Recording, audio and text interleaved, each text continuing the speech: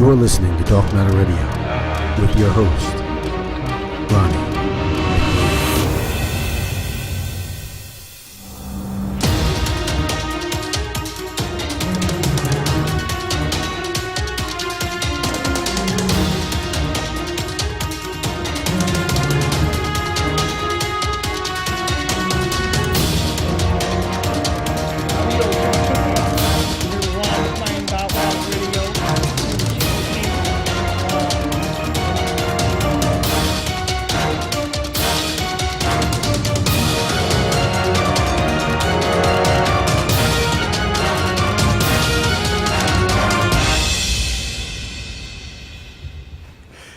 Great Grand Rising, everyone, and welcome to Dark Matter Radio. No matter where you may be on this beautiful earth, we are glad that you are here with us today.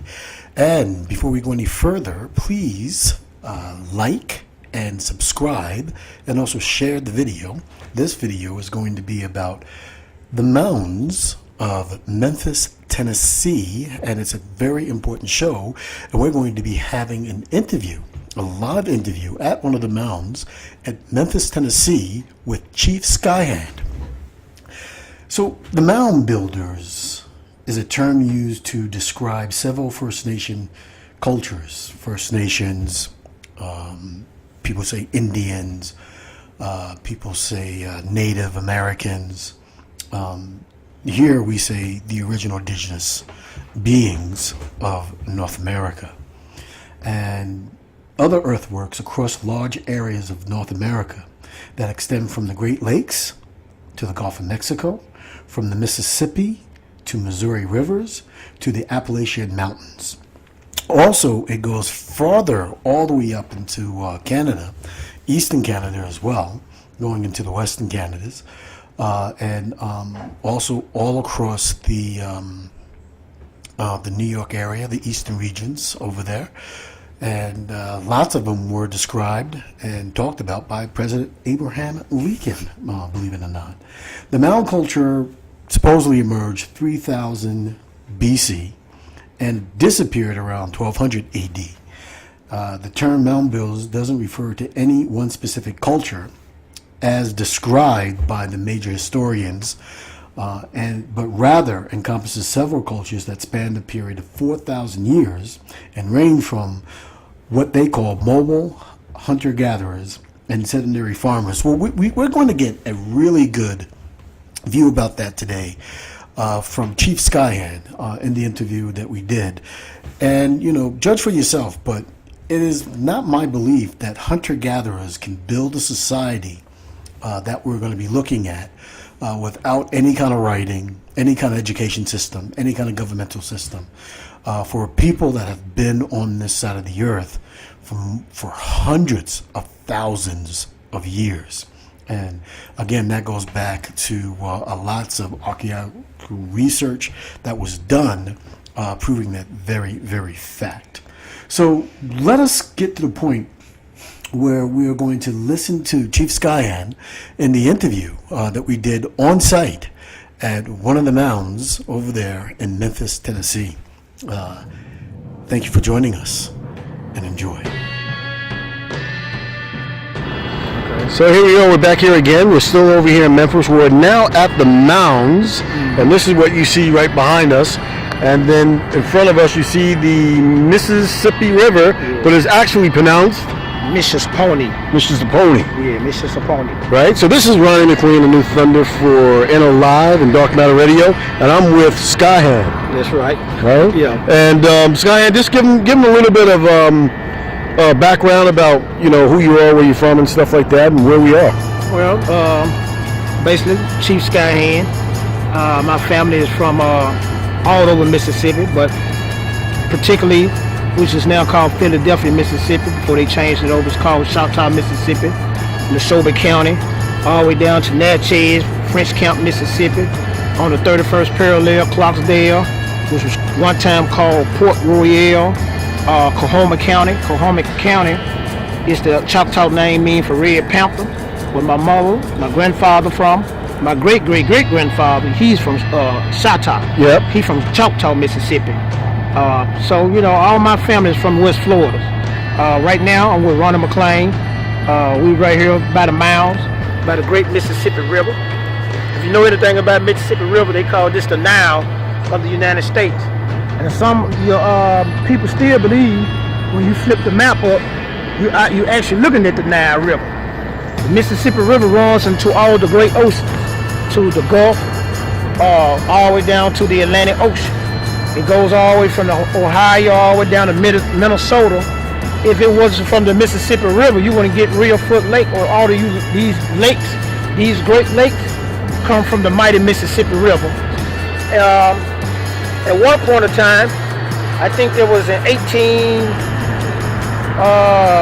in the late 1800s, Memphis had a great earthquake, and the Mississippi River ran backwards, and it created what you call Real Foot Lake. It's an indigenous sister who took a lot of her money and rebuilt this area back up. That is crazy. Yeah, wow. I could take you over there and show you her statue. I can't think of her name right now, but she took a lot of her money. So I got a question for you. Mm-hmm. What mounds are we looking at right now that's right before us? Okay, this mound right here. Well, we here. This is called Sakasa. This is one of his principal villages. Y'all know anything about Sakasa? Sakasa was a Indian chief who migrated down here from Mexico, which is the Aztec Olmec Empire. This is one of his principal villages. This mound right here, I think if you look at it, it was a ceremonial mound. And the reason why I believe it was a ceremonial mound, because when we go through the top, it dips down. It's gonna be amazing when I show you this here. And then over here, so we're going up a very steep hill right now on the mound, and we'll turn it around so you can actually see what it looks like. But trying to just give you a little bit of history and why you need to get out here, start seeing these things like Cahokia. What are these mounds called over here? Well, I really don't like to use the word mound. I always put like pyramid mounds. This was a ceremonial mound. If you look right here, you can see the trench. Yep. Now, if you go down this mound, the people from the outside can't see you. Yep. So it's almost in like in a 30-degree circle with a square in it. So you can see how it's squared off right here. Yep. In a 360 degree. A ceremonial mound, because we did our ceremonies on a full moon. Yep. Okay. Yeah. You know, the ancestors, they'll come out on a full moon at night, and we do our ceremony. Because the moon has an effect on your emotions, on your waters that's in your body, and we still need to keep this practice up. They say that this Halloween, why you think they go out, put masks on, and worship up the dead and all this? Here they got that from indigenous people. We came out here on a full moon to give praise to the ancestors. You know, and they got it from us, but except they put masks on, and you know how they manipulate everything that we do. Yeah. You know. So when you say, now, I have a lot of people that like looking at what we're doing, and what you're seeing right now, right in back of Chief Skyhand, you're seeing that great river that they compare it to the Nile, right? The Great Nile. See right here, it's the old Arkansas Bridge. This is a very important area because during the so-called Trails of Tears, Arkansas was once a part of Oklahoma. Gotcha. Yep. They crossed this water through them U-boats and went over there. See, when people talk about the Oklahoma that they see now, they didn't go to that Oklahoma till later on. Yeah, they went right here to Arkansas. Right on the other side of this bridge. Yeah, right over to Arkansas. So this is part of the Trail of Tears that we're looking at now. Right, exactly. So we'll get a little closer picture of that, the Trail of Tears. So there's one more question I need to ask him is that, you know, we're using the word indigenous, and you know, a lot of people use the word Indians and stuff like that. And so this big movement, these are for all the people out there who aren't really privy to what the original indigenous movement is, the indigenous nations of North America and all of its respective tribes. For the so-called African American people, black people, who are the original indigenous beings and what did they look like, as I'm asking Chief Skyhand right here? Well, we are. They called us copper-colored people. They said that we look like olives. We are, the so-called American Negro, the so-called African American. We are the indigenous people of the North America. We ain't come from nowhere. We always been here. They can't even calculate our time. You have different scholars, different writers want to say that we came from Africa, but we know that Africa wasn't called Africa at one time. Some of them said that we came from what you call the ancient Atlantes.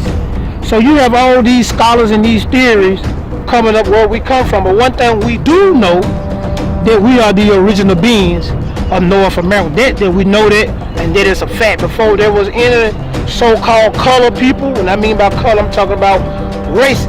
And I want to say this, we not a race. A race has a beginning and an ending. We don't have no beginning, and we don't have no ending. We can't destroy ourselves. And what I mean that we can't destroy ourselves, I ain't talking about how brothers come out here and take each other's life. I mean, we can't destroy ourselves as a whole. If we don't, we'll come back again, because we actually the gods of this planet. I call us the gods of North America. So we are the original beings. So the original indigenous beings of North America are the original, what the American Dictionary stated back in the 1800s, early 1800s. Right. 1860, something like that, right? Right. The original copper-colored people, all right, the term American refers to the original copper-colored peoples of the land, of this land, which this land is North America, that now applies to the Europeans that came over here. And then George Washington added that thing that the name American needs to be upheld with patriotism. Right. So we're going to get a little bit closer with the Trail of Tears. We'll get a little bit of that.